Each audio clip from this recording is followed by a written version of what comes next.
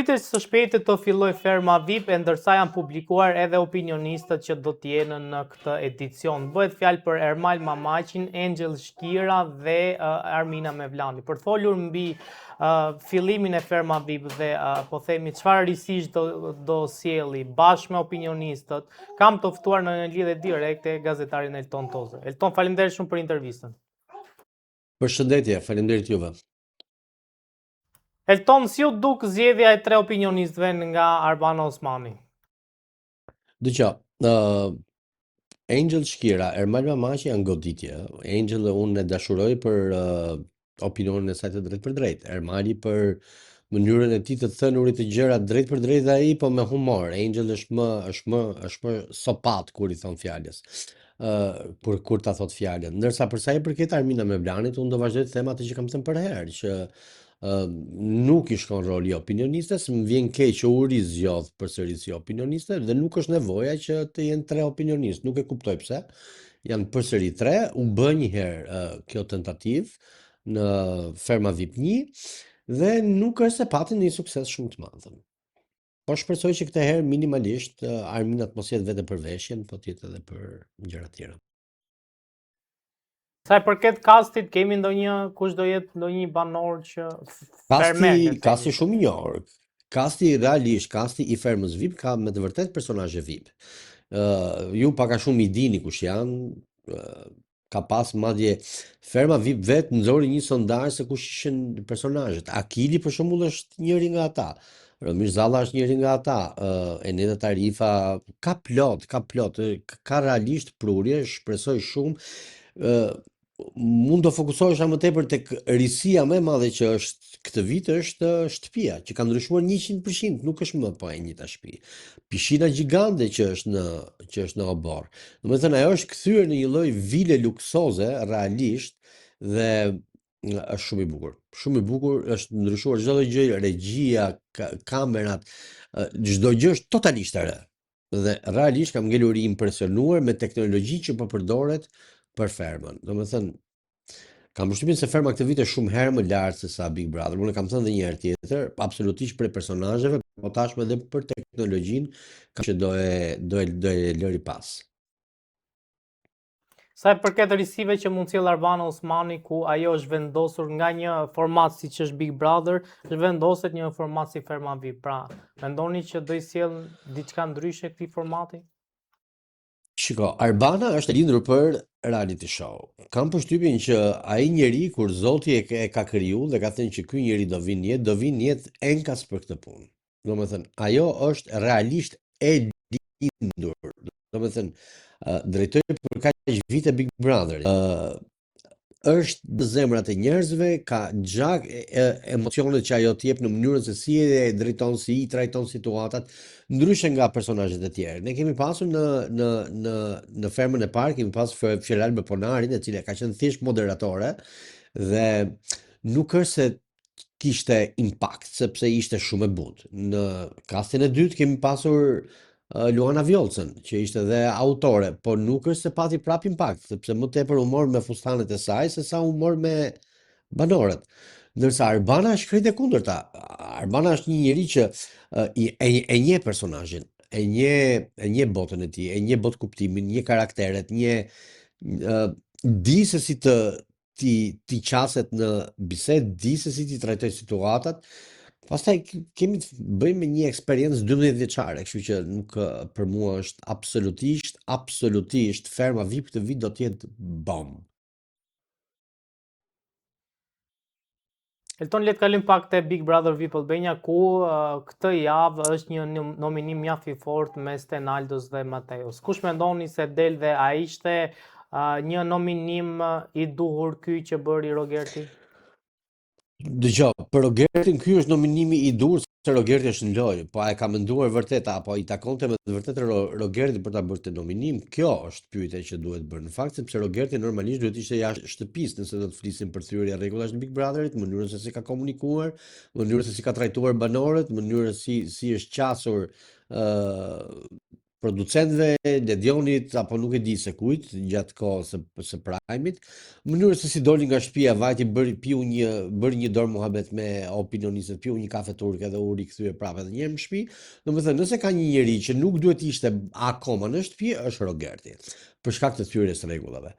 Pastaj, se është nominim i drejtë po apo jo, kushdo që t'ishte, do i jepeshe përsëri mundësia për ta bërë atë lojë, ka për të bërë të njëjtin nominim, sepse do nxjerrë dy lojtarët më të fortë që ai mendon se janë më të fortët. Mua më vjen shumë keq që do dali Stenaldo, sepse është një skenar i shëmtuar. Më vjen shumë keq që digjet apo bëhet kurban Stenaldo për hir të Mateos, sepse nëse do ta marrim për atë që Big Brotheri është në koncept, që për të sjellë mesazhe, që jep shembuj, realisht që jep shembuj. Stenaldo duhet ishte ai që neve duhet na tregonte të tërëve dhe siç na e tregoi faktikisht, që ti në jetë nuk duhet të kesh barriera. Dhe realisht ai e jetoi të gjithë periudhën në shtëpi, jo si një njeri me aftësi të kufizuar në të parë, por si gjithë të tjerët. Dhe atëherë kur është atakuar, dhe atëherë kur është kërkuar që të ndihmohet, ka qenë Stenaldo që i kenës që në fillim që unë dua të trajtohem një lloj siç janë që të gjithë, kështu që të lutem këtë për kujdesin e tepruar nga mua hiqe. Më vjen shumë keq që ky mesazh nuk do të jetë mesazh finalisti. Shpresoj shumë që ajo bileta e kthimit të Tanit të jetë futur pa dashje tek zyrtari i Stenaldos.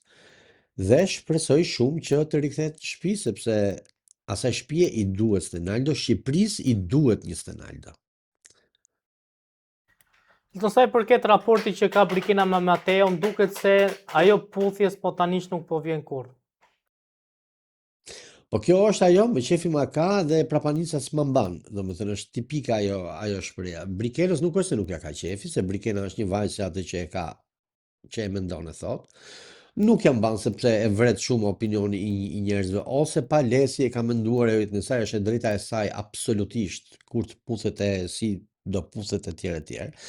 Mua nuk më pëlqen që kjo është kthyer në një fazë, është kthyer në një puthje nominuese, domethënë sa herë ka nominim, fillon kjo loja do të puth, po dole ti dal dhe unë, po unë jam kështu, ti je ashtu, neve jemi kështu, neve duhemi, po unë s'ta them dot, po ne jemi prap shok. Është bërë një lloj gjëje që është bërë pak bajate. Deri në finale nuk shkojnë, shumë më vjen keq për këtë gjë, do të preferoja shumë që të ndash shapi nga sheqeri, ose Brikena të deklarohet që me të vërtetë e pëlqen dhe ta puthi dhe me të vërtetë jenë çift, ose kjo loja hypset vrava, zbritset brava, cicmicet e